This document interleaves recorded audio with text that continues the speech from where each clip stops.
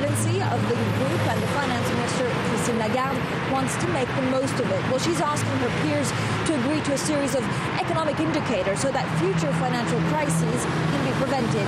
Well, I caught up with her in an exclusive interview to look at the task ahead. Biggest hope for this G20 Ministerial and Governor of Central Bank meeting in Paris is that everybody is in a good mood, prepared to discuss, prepared to make some concessions, and will have in mind the general interests of the group and not just their own domestic interests. Do you believe the G20 in the next couple of days will be able to outline some acceptable conditions for capital control? You see, I feel a little bit like Hercules, who has all these jobs ahead of him. My first job is going to be the issue of growth. What is the ideal framework for growth? What do we each have to do, and how do we measure?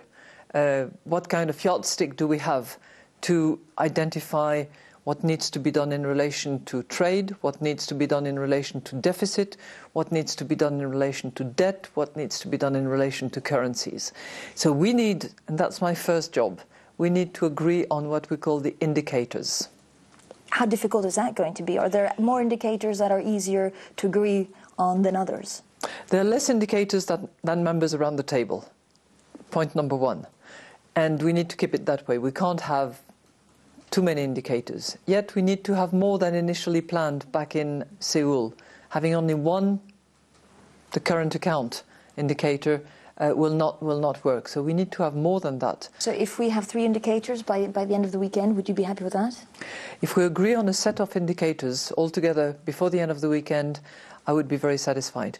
And in terms of the capital control, are there any conditions? I mean, what kind of conditions do you think that the G20 would agree on? Capital control is the issue of the monetary system. It's the issue of coordination amongst us and, more importantly, the level of confidence that we can generate so that emerging markets, for instance, do not feel the need to accumulate reserves. And we need to look at the variation and variety of reserves that are kept by central banks.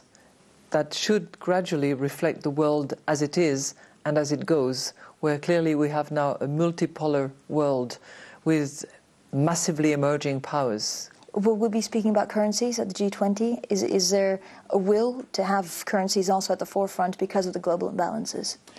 It should be part of the discussion, you see, because we cannot possibly discuss indicators without having in the back of our mind and hopefully in the forefront of our agenda the issue of currency. Do we need to tackle inflation to make sure that growth doesn't get hampered first? Price stability is a key component of this sustainable, solid and balanced growth that we aspire.